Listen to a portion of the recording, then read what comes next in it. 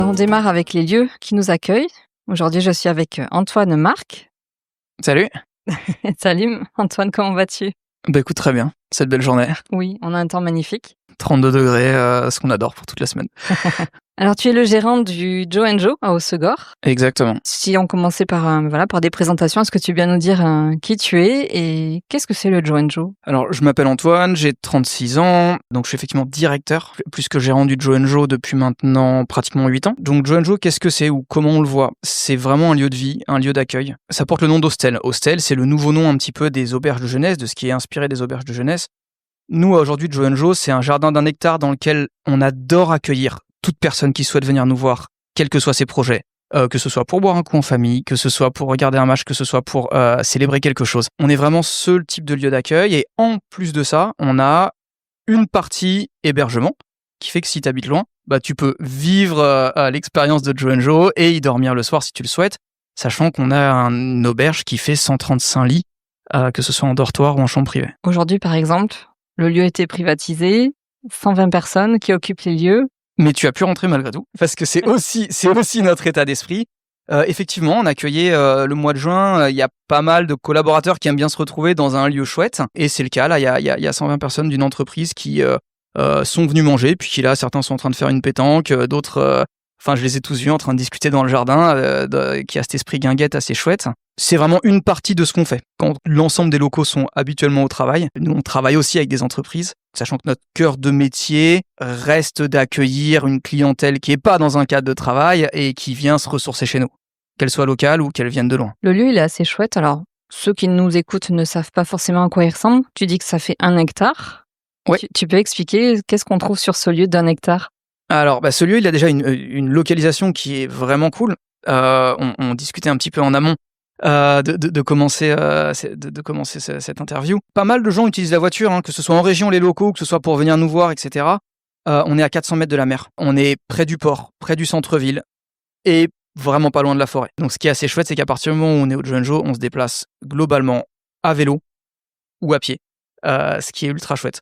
Qu'est-ce qu'on y trouve quand on rentre? On y trouve des pins, du sable, ce qui fait les Landes, globalement. On a une belle maison basque-hollandaise, qui est bâtiment de France, qui en jette un petit peu, mais elle était là avant nous, bien avant nous. Et donc, quand tu arrives, tu vas être accueilli, que ce soit au bar ou à la réception, mais habituellement au bar, qui est un petit peu l'endroit où on vous dit bonjour, on va vous dire qu'est-ce qui se passe aujourd'hui. Est-ce qu'il y a un événement? Est-ce qu'il y a une association qui vient présenter quelque chose? Est-ce qu'il y a un groupe particulier? Parce qu'on parle de groupe, mais on adore prendre des équipes de sport, des groupes nature, des groupes de mineurs à certains moments. Donc voilà, quand tu arrives chez nous, on va te donner un petit peu quel est le mood de la journée. En disant, attends, il y a telle diffusion à telle heure, puis il y a ce truc-là avant, puis ce truc-là après, et puis reviens demain parce qu'il se passe encore quelque chose. Voilà un petit peu à quoi peut ressembler Joe & Joe. Il a quand même une histoire particulière. Tu m'as raconté en amont les grandes lignes. Le passé sulfureux de cet établissement. Qu'est-ce qu'on peut en dire en quelques mots, juste pour recontextualiser, parce que c'est un vieux bâtiment. Alors, on est au bord du lac, vraiment. Littéralement, on est juste à côté du lac. Et ce bâtiment, on a eu la chance de voir des photos de sa construction où c'était le premier de l'ensemble de l'avenue de Gaujac.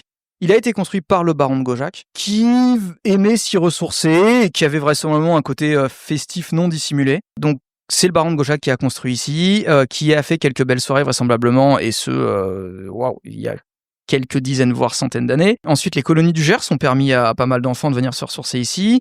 Le groupe Board Rider a repris en suivant, où ils accueillaient des pro-surfeurs, etc. pendant quelques années. Et c'est ensuite, nous, on est venus retravailler ce lieu qui est vraiment un cadeau. C'est nous, ce qu'on dit au quotidien, c'est qu'on doit être au niveau du superbe lieu dans lequel on travaille. Un cadeau pour toi? Oui, complètement. Et pour nous tous. Le but, c'est de le partager, ce cadeau. Il n'y a pas besoin de grand-chose. Quand t'es rentré dans le Joe & Joe, t'as un beau jardin, une belle maison. Pour peu qu'on puisse éventuellement t'offrir quelque chose à boire et une activité un peu chouette, et le boulot est fait. Vous êtes aussi un lieu d'accueil d'événements. Qu'est-ce que tu organises comme événement ici, par exemple?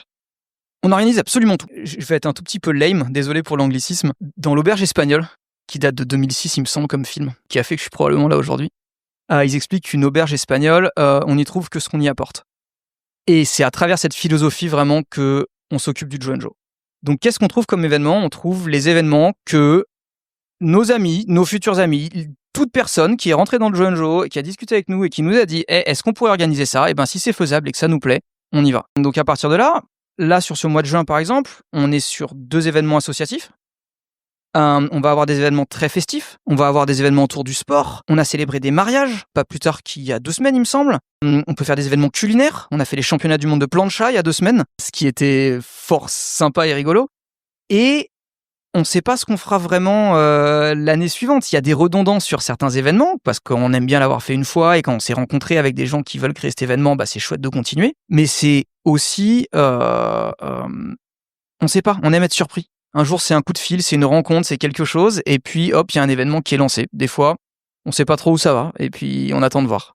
C'est un peu comme ça que ça s'est passé pour nous, pour le collectif des possibles, où on t'appelle pour savoir si le lieu est dispo pour organiser le festival. Exactement, 3 petites semaines avant le début du festival. Et il se trouve que ce week-end-là, c'était dispo. Les étoiles s'alignent. Oui. Un événement venait d'être annulé, et vous m'avez appelé globalement dans la foulée. Incroyable. Ouais. Parce que j'imagine que ton programme, il est booké déjà depuis quelques semaines ou quelques mois peut-être. Pour des raisons un petit peu d'organisation, mon programme est en général bouclé au 15 mars sur l'ensemble de la saison. Donc il était bouclé depuis un petit bout de temps. Quand je te dis que les étoiles s'alignent, vraiment, vraiment. Et qu'est-ce qui t'a fait dire oui dans notre projet ? En tout premier lieu, c'est les personnes que tu rencontres. C'est de l'humain. Joe & Joe, c'est vraiment de l'humain. Avant même les idées derrière ou autres, ou la nature du festival, c'est de l'humain. Il faut qu'on s'entende bien. On fera pas un festival avec les plus belles valeurs du monde si on s'entend pas d'un point de vue humain et vice-versa. Donc c'est l'équipe. C'est l'équipe. C'est 7 super nanas qui sont arrivées d'un coup. Et j'ai bien aimé cette organisation associative sur laquelle chacun, ça faisait un puzzle vraiment. Donc chacun avait une petite partie de la vérité, de la vérité de ce que vous souhaitiez faire. Et au fur et à mesure de la présentation, il y a quelque chose qui, on a commencé à voir que c'était jouable. Il s'avère que vous avez des associations qui collaborent avec vous, sur lesquelles on a déjà collaboré précédemment. Osgore est pas gigantesque et sa région. Donc il y avait un gros go. Et puis une belle programmation, parce qu'on aime quand même bien être festif aussi. Il y avait un global qui nous a donné envie de continuer et qui s'est vraiment confirmé samedi dernier lors d'un autre événement au Joe & Joe où on a pu passer un peu de temps ensemble, pas uniquement dans l'organisation. Et en fait, je crois qu'on est en train de devenir assez copains. C'est une belle aventure humaine. C'est ça. Donc tu nous accueilles le 28 et le 29. Ouais. Pour la journée du samedi. Ouais. Et pour la journée et la soirée jusqu'à 22h, c'est ça, le dimanche. Exactement. Donc tu es OK avec la programmation musicale, les activités, parce que pour le coup, on est arrivé avec beaucoup c'est de très, choses. très, très fourni. C'est très, très, très fourni. Vous débordez d'idées, vous voulez en faire énormément. Et c'est pas fini. Et c'est pas ça, faut pas me le dire. Mais on commence à être habitué à faire pas mal d'événements comme ça. Mon rôle peut être parfois de dire attention. Un événement réussi, c'est peut-être un événement qui a une certaine lisibilité, sur lequel on ne sait pas d'en faire trop.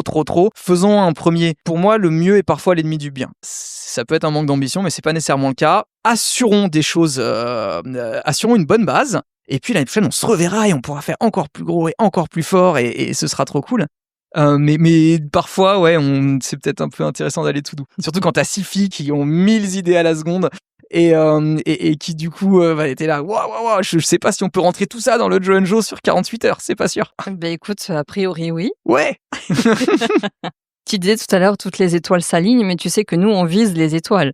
C'est notre devise quand même. On vise les étoiles et on voit où ça tombe. Et vous êtes encore plus ambitieux que moi. Voilà. Donc des fois même ça tombe pas tellement on vise haut et ouais, ça marche.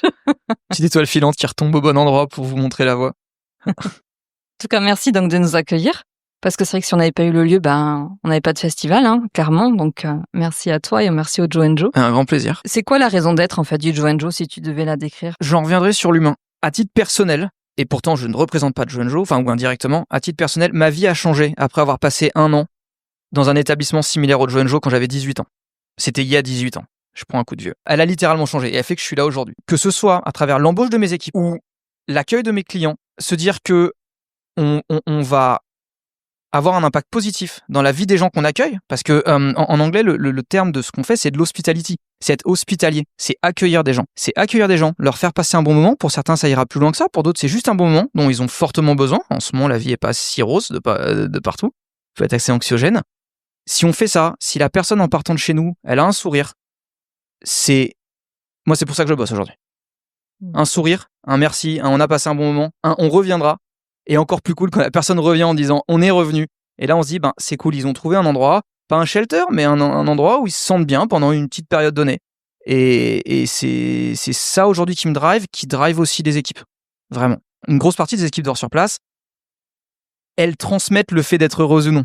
Et elles ressentent vraiment s'il y a une bonne vibe, pas une bonne vibe. Et l'idée, c'est qu'on arrive à maintenir une bonne vibe tout au long de la saison, malgré les coups de fatigue, parfois la flotte, ce qu'on veut. La raison première de Joe & Joe, c'est ça. La raison deuxième, ou la condition sine qua non, c'est qu'on reste un établissement, un commerce, et il faut réussir à s'y retrouver.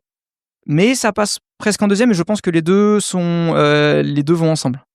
Si on s'éclate pas au boulot, si les gens s'éclatent pas en venant chez nous, autant aller faire autre chose. Il n'y a pas besoin de chercher loin. Tout à l'heure, quand tu m'as fait visiter les lieux, on entendait s'esclaffer, rire à l'équipe là qui était là, l'entreprise qui est en train de jouer au baby-foot. Bah, Voilà. simple et efficace. Et merci la météo, Oui, qui est notre allié principal et notre ennemi principal une fois de temps en temps. on Même espère si- qu'elle le sera aussi le 28 et le 29 parce que Complètement. ouais. Donc les valeurs, tu dis en fait oui l'hospitalité, mais c'est parce que c'est presque intrinsèque en fait au lieu, c'est inscrit l'hospitalité. Je suis d'accord. Après, je pense qu'on a tous eu des expériences sur lesquelles il y a des lieux où on s'est senti mieux que dans d'autres. Et il y a une petite touche de magie là-dessus. Qui est ce que j'ai pu ressentir dans cet établissement dont je te parlais Oui, en je Australie voulais te quand poser la j'avais question. 18 ans. J'ai toujours pas mis la main dessus. Enfin, si, c'était un mec qui s'appelait Crégou, qui était le chef de l'auberge de jeunesse dans laquelle j'étais à Byron Bay. L'établissement s'appelait Art Factory. Et ce gars-là avait réussi, de manière un petit peu pyramidale, à amener ce petit supplément d'âme au lieu. Qui faisait que quand tu rentrais, tu pouvais répéter les paroles de Hotel California qui étaient You can check in anytime you like, but you can never leave. Et tout le monde arrivait en se marrant en faisant ouais, bon, moi je suis là pour 3 jours, je m'en vais derrière. Tout le monde se barrait au bout d'un an parce qu'on n'avait plus de visa. Et c'est ce qu'on essaie de reproduire un tout petit peu ici. Amener ce petit supplément en plus. Faire le petit truc en plus pour un mec que tu connais pas. Ah, tu vas surfer? Mais je te prête ma planche. Mais je te connais pas. Mais c'est pas grave. Prends ma planche. Ah, tu viens d'arriver? Bon, bah, bienvenue au Joe & Joe, tu vas bosser ici. Ah, t'as pas de voiture? Mais je te prête mes clés. Ah ouais, bah, vachement étonnant, etc. Mais je te prête mes clés, c'est pas grave. On verra bien. Il va rien se passer. Et c'est essayer de garder cette bienveillance globale envers les équipes. Ça veut pas dire que les équipes bossent pas dur. Ça veut pas dire qu'on n'a pas un mois de juin de dingue et qu'elles sont fatiguées. Mais c'est avoir ce petit truc, ce petit quelque chose d'un peu magique qui fait qu'en fait, on a vraiment envie que la personne en face, elle soit contente. Je Donc pense que c'est vraiment c'est notre motto. Et le client et les équipes. Pour moi, c'est la même chose. Enfin, personnellement, mes équipes, c'est mes premiers clients. S'ils sont pas heureux, moi, je suis en fait relativement malheureux de les rendre malheureux. Donc, autant que ça n'arrive pas. Oui, tu me disais aussi tout à l'heure, tu l'as dit tout à l'heure, que tu essaies aussi de prendre soin de pouvoir les accueillir sur site. Ouais. Parce que tu sais combien c'est difficile dans la région de pouvoir loger. Tout à fait. Et donc de recruter, puisqu'il n'y a pas de logement, donc on peut pas. Voilà. Donc. Il y a un serpent qui se mord la queue. On a la chance d'avoir un lieu qui est assez grand. On a clairement décidé de pas monétiser cet espace en refaisant des chambres en plus ou autre. Mais il y a la raison du recrutement et il y a vraiment la raison de cette. Joe & Joe est connu. On n'est pas un 5 étoiles, tout est extrêmement confortable, c'est incroyable. On n'est pas ce type d'établissement. Tu viens, comme je te dis, il y a un jardin, quelques chiliennes et un bar qui te sert à boire. Bon, c'est pas révolutionnaire. Mais tu as cette ambiance parce que j'ai une vingtaine de jeunes qui vivent une des meilleures saisons de leur vie. C'est pas un sacré paquet qui découvrent ce qu'est la saison.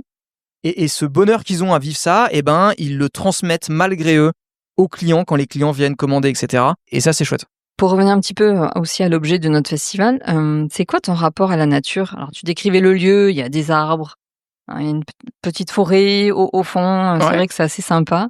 C'est quoi, toi, ton rapport à la nature? Mon rapport personnel à la nature, c'est que si je suis ici, comme beaucoup de monde, c'est pas complètement pour rien. Donc moi, j'ai un rapport à l'océan et qui est très fort. Je vis pour le surf depuis plusieurs dizaines d'années. J'ai pu voir où l'océan était traité de manière ok et où il était traité de manière vraiment moins ok. La nature, c'est vraiment un lieu de, à titre personnel, c'est vraiment un lieu j'allais dire de backup. Désolé pour l'anglicisme. C'est un lieu où je peux me ressourcer. J'y vais pas suffisamment pour diverses raisons, parce qu'on est tous pris un petit peu dans notre vie un peu forte. Tu vois, par exemple, le littoral, je le trouve très sollicité aujourd'hui. Donc il y a du monde dans l'eau, il y a du monde en dehors de l'eau, etc. Bon, tout le monde en parle. C'est super, j'ai aucun sujet avec ça. La forêt, c'est chouette. La forêt, tu peux te perdre encore aujourd'hui dans la forêt sans croiser âme qui vive pendant 25 minutes. On vit dans la même commune. Quand je dépose mes enfants à l'école, 2 secondes derrière, j'ai la forêt. Mon rapport à aller chercher 3 cèpes après avoir amené mes enfants à l'école au mois d'octobre, je crois que c'est les moments où je suis tellement heureux. Donc j'en bénéficie. Je bénéficie complètement du fait de vivre dans une région où la nature est accessible. Et on a conscience de cette chance parce que c'est pas le cas partout. Je te parlais du fait qu'il n'y ait pas d'air conditionné au Joenjo. C'est super important. Pas de double vitrage. Pas de double vitrage, mais on est tous les deux en train de parler, on est pieds nus. On est un peu plus accrochés au sol d'une certaine manière parce qu'il fait chaud, on ressent qu'il fait chaud. On n'est pas dans quelque chose d'aseptisé où il fera la même température 12 mois de l'année. Ça fait un peu partie aussi de la façon dont on le ressent. J'ai l'impression de vivre chez Joenjo et à titre personnel, on vit en extérieur. S'il fait froid, t'auras un peu froid.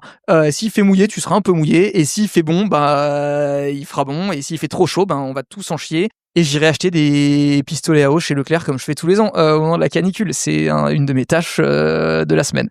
Parce que les autres, je sais pas, ils sont cassés. La nature, ouais, je suis thankful. Heureusement qu'elle est là.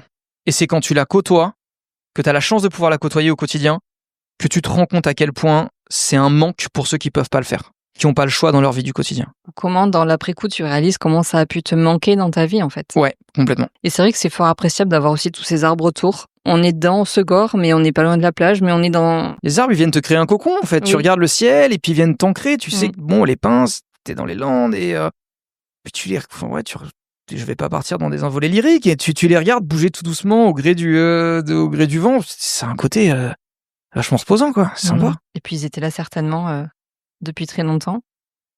Je suis pas expert en pins maritimes, je sais pas à quelle vitesse ils poussent. Et comme il y a pas mal de défrichements en ce moment, on le trouverait très vite sur internet, hein, mais aujourd'hui je sais pas un pin, je sais pas en combien de temps il pousse. On regardera juste après.